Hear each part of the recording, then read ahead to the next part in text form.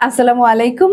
দেখবেন আমাদের পরিবারে, আত্মীয়দের মধ্যে, প্রতিবেশীদের মধ্যে অর্থাৎ সমাজে, সংসারে, কর্মক্ষেত্রে, সর্বোপরি রাষ্ট্রীয়ভাবে দেখবেন যে এক শ্রেণীর মানুষ এমন থাকে যারা চক্রান্ত করে বেড়ায়। এদের কাজই হচ্ছে যেমন পরিবারের চক্রান্তকারীরা কি করবে যে পরিবারের সদস্যদের মধ্যে একজনের সাথে আরেকজনের ঝামেলা বাঁধিয়ে রাখবে, আত্মীয়দের মধ্যে সম্পর্কের ভাঙন সৃষ্টি করবে, সমাজের মধ্যে এক ধরনের বিশৃঙ্খলা সৃষ্টি করবে।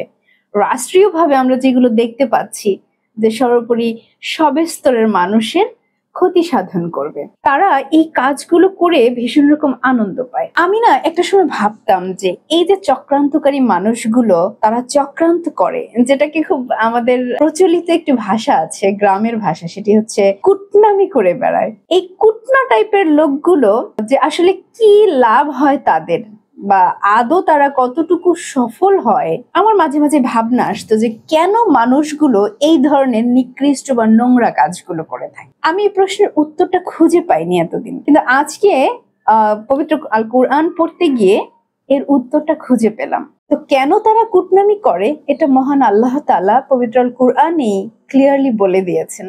সূরা আনআমের 123 নম্বর আয়াত আল্লাহ সুবহানাহু ওয়া তাআলা বলেছেন যে এভাবে প্রত্যেক জনপদে বড় বড় অপরাধী রেখেছি যেন তারা চক্রান্ত করতে পারে, তবে তাদের চক্রান্ত নিজেদের বিরুদ্ধেই হয় অথচ তারা বুঝেই না। এটা যদিও আমাদের মুসলিমদের সাথে ইহুদিদের একটা চক্রান্তের প্রেক্ষিতে এই আয়াতটি নাজিল হয়েছিল, কিন্তু এটা তো আমাদের জন্য নিদর্শন যুগে যুগে যুগে যুগে, তাই না?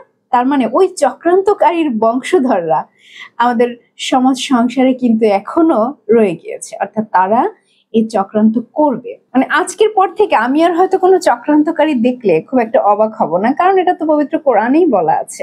এই ভিডিওটি এজন্যই যে আমরা পরবর্তী সময়ে যদি কখনো কারো চক্রান্তের শিকার হই, কারো দ্বারা ক্ষতিগ্রস্ত হই, তখন আমরা আসলে যেন অবাক না হই বা কষ্ট না পাই।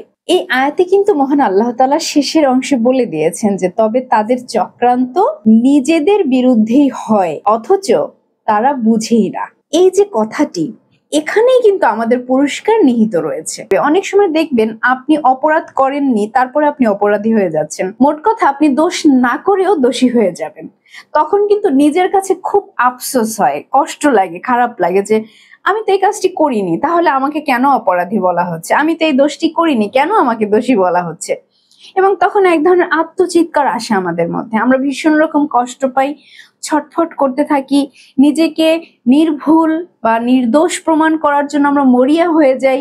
আমরা তখন খুব অসহায় অবস্থায় পড়ে যাই। কারণ সত্যের আলাদা একটা সৌন্দর্য রয়েছে, সত্যের কিন্তু জয় সবসময় হয়।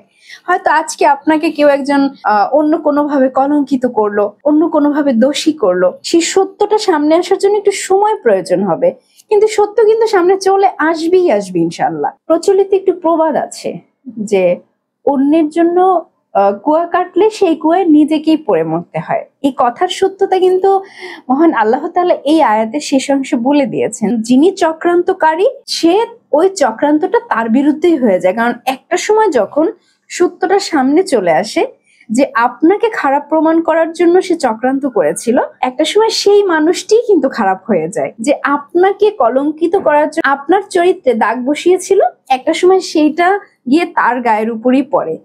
এবং এটা বাস্তব সত্য, আমি আমার জীবন থেকে দেখেছি, আর সেজন্যই বলছি। বিশেষ করেন আজকের পর থেকে আমি কখনোই যদি আমার বিরুদ্ধে কোনো চক্রান্ত ষড়যন্ত্র হয়, আমি অ্যাটলিস্ট অবাক হব না, কারণ আমার আল্লাহ আমাকে পথ দেখিয়েছেন যে হ্যাঁ, অপরাধীরা চক্রান্ত করবে এবং তাদের সেই চক্রান্ত তাদের বিরুদ্ধেই হবে। আমি মুসলিম, আমি কোরআন বিশ্বাস করি, সুতরাং আমি কেন ঘাবড়ে যাব? আমাদের ঘাবড়ানোর কোনো কারণ নেই, আমাদের কষ্ট পাওয়ার কোনো কারণ নেই, আমাদের চিন্তা করার কোনো কারণ নেই, আমাদের ঢাকঢোল পিটিয়ে কান্না করে চিৎকার চেঁচামেচি করে সালিশ দরবার বসিয়েও বলার কোনো প্রয়োজন নাই যে আমি নিরপরাধ, আমাকে কেন দোষী করা হচ্ছে। বরং ধৈর্য ধরুন, অপেক্ষা করুন। আপনি যদি সত্যিকারের একজন সৎ মানুষ হয়ে থাকেন, নির্দোষ হয়ে থাকেন, নিরপরাধ হয়ে থাকেন, তাহলে অপরাধীরা যতই চক্রান্ত করুক আপনি সফল হবেন, তারা ব্যর্থ হবে। তো সামারি অফ দ্য ডিসকাশন আজকের ভিডিওর, আমাদের সমাজ সংসারে যখন এই ধরনের অপরাধী, চক্রান্তকারী বা ষড়যন্ত্রকারীদের আমরা দেখবো, আমরা অবাক হব না, কারণ আল্লাহ তাআলা পবিত্র কোরআনে বলে দিয়েছেন যে তিনি প্রত্যেক জনপদে হচ্ছে এরকম চক্রান্তকারী রেখেছেন। আর পরবর্তীতে সমাধানও কি আসছে যে তাদের চক্রান্ত তাদের বিরুদ্ধেই হয়, কিন্তু তারা এতটাই নির্বোধ, এতটাই তারা জ্ঞানহীন যে তারা বুঝতে পারে না এটি। তো একদিকে আপনার আমার বিরুদ্ধে যদি কেউ মিথ্যা অপবাদ কলঙ্ক দিয়ে থাকে, চক্রান্ত করে থাকে, প্রথমত হচ্ছে সে ব্যর্থ হবেই, আপনি ইনশাল্লাহ সফল হবেন। দুনিয়াতেও সে একটা সময় অপমানিত হবে, আপনাকে আল্লাহ তাআলা সম্মানিত করবে। এই যে আপনার বিরুদ্ধে চক্রান্ত করেছিল, এটার জন্য পরকালীন পুরস্কার তো আল্লাহ তাআলা অবশ্যই আমাদেরকে দিবে। তাহলে আমরা তো উভয় দিকে বেনিফিটেড হচ্ছি, দুনিয়া এবং আখিরাতে। হ্যাঁ, সাময়িক সময় কষ্টে কাটলেও আমাদের এই যুদ্ধের শেষ জয়টা কিন্তু আমাদেরই হবে ইনশাআল্লাহ, অর্থাৎ শেষ হাসিটা আমরাই হাসবো। সুতরাং আর টেনশন নয়, যে যেমন খুশি তেমন চক্রান্ত করে যাক, আমাদের কাজ হচ্ছে আল্লাহকে রাজি খুশি রেখে, আল্লাহর ভয় বুকে ধারণ করে, সততার সাথে ইসলামের দিক নির্দেশনা অনুযায়ী জীবনটাকে পরিচালিত করা। That's it. তাওয়াক্কুল তো আলাল্লাহ। ইনশাআল্লাহ আল্লাহ আমাদের সফলকাম করবেনই। আজ এ পর্যন্তই। আল্লাহ হাফেজ। আসসালামু আলাইকুম।